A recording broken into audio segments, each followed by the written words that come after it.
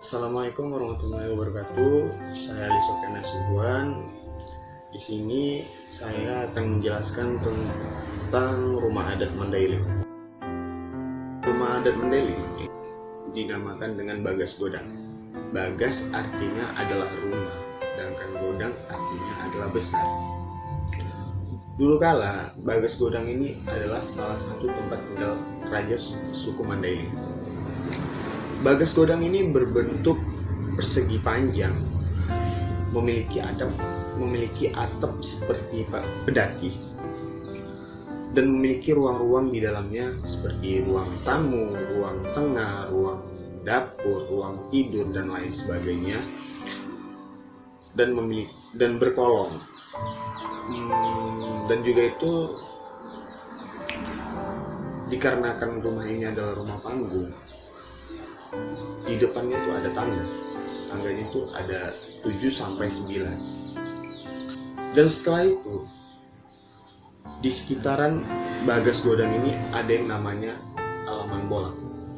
Alaman Bolak ini artinya adalah alaman itu halaman, sedangkan bolak itu luas, jadi memiliki halaman yang luas.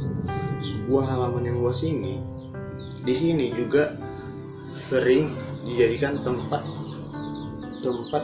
prosesi adat dan juga tempat berkumpulnya masyarakat.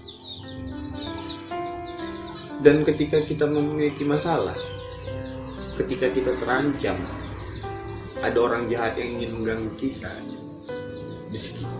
ketika kita lari ke Alaman Bolak ini, maka kita akan ikut dilindungi oleh raja.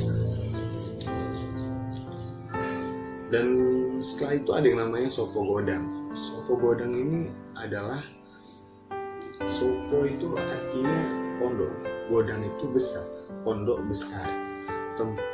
Jadi ini Sopo Godang ini dijadikan tempat sebagai tempat penjaga keamanan, yang biasanya menjaga itu adalah anak-anak muda di wilayah tersebut. Dan ada yang namanya Sopo Gondang. Sopo Gondang ini adalah Sopo itu kan pondok, sama seperti Sopo Jago tadi. Sopo itu pondok, sedangkan Jago itu jaga. Jadi ini Sopo Gondang. Sopo Gondang. Sopo itu pondok, sedangkan Gondang itu adalah alat musik yang seperti alat musik nasyid. Jadi alat-alat musik itu disimpan di bangunan tersebut. Dan cuma itu, dan ada juga dan menyimpan alat-alat peninggalan sejarah kerajaan tersebut. Dan ada juga yang namanya Sopo Eme. Sopo Eme ini sama seperti tadi, pondok juga, cuman ini adalah tempat penyimpanan padi. Nah, dan di sini kita bisa lihat rumah Bagas Godang itu memiliki 7 anak tangga, seperti yang dijelaskannya di atas tadi. Dan seterusnya, ornamen tradisional Mandailing yang digunakan sebagai tutup ari perlambangan itu terbuat dari 3 jenis material. Ada tumbuh-tumbuhan, ada hewan, ada peralatan hidup sehari-hari. Tumbuh-tumbuhan itu seperti batang bambu yang melambangkan huta atau bona.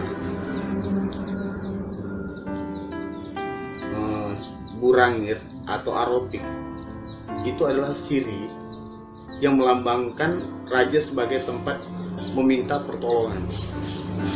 Dan ada yang namanya pusuk robung. Pusuk robung itu adalah anak bambu yang biasanya dibikin jadi sayur, yang melambangkan pasal atau aturan. Dan ada yang namanya Dalian Natolu, yaitu 3 bersaudara atau adat Markom. yaitu pemilih dekat. Dan yang kedua tadi ada hewan. Hewan itu seperti kalajengking, lipan, yang melambangkan suatu kekuatan, yaitu kekuatan hukum. Dan yang ketiga tadi ada yang namanya peralatan hidup sehari-hari, seperti timbangan dan pedang. Terus ada namanya loting, yaitu korek api, dan lain sebagainya. Ornamen-ornamen tersebut disebut bolang, yang juga berfungsi sebagai simbol atau lambang, memiliki makna-makna yang sangat mendalam bagi masyarakat Mandailing, yaitu seperti ini, yang artiannya di tempat tersebut berdiri satu kerajaan yang serana prasarananya lengkap, antara lain unsur-unsur Dalian Natolu, katanya gitu. Dan yang kedua, ornamen yang kedua yang mengartikan suatu sistem sosial Dalian Natolu atau adat Markom Sisolkot yang dianut oleh masyarakat setempat. Dan ornamen yang ketiga, artiannya adalah fungsi raja dan namora natoras. Segala sesuatu perihal, baik itu menyangkut pelaksanaan upacara adat dan ritual, harus terlebih dahulu meminta pertimbangan dan izin kepada raja. Dan ornamen keempat, artiannya adalah pendiri huta.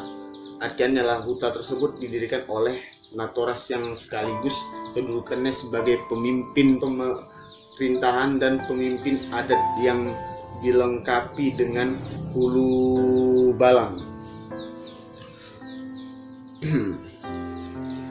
Dan yang kelima, ornamen yang kelima, artiannya adalah suatu huta yang sempurna.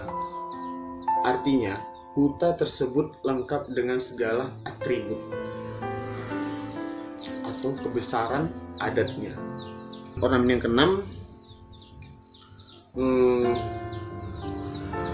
keteraturan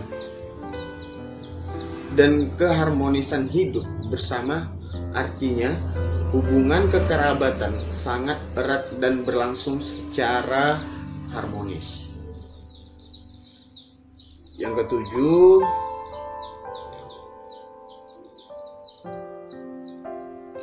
artiannya adalah suatu kejadian yang tak terduga. Artiannya seorang datang ke suatu huta, ia langsung ke Sopogoda, maka Namora Natorus wajib memberinya makan selama ia berada di huta tersebut.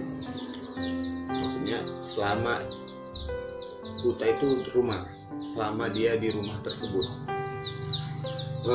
Dan yang seterusnya, yang terakhir, ornamen yang terakhir artinya adalah dalam setiap huta telah ada ketentuan mengenai adat. Sekian saya menjelaskan tentang rumah adat Mandailing. Wassalamualaikum warahmatullahi wabarakatuh.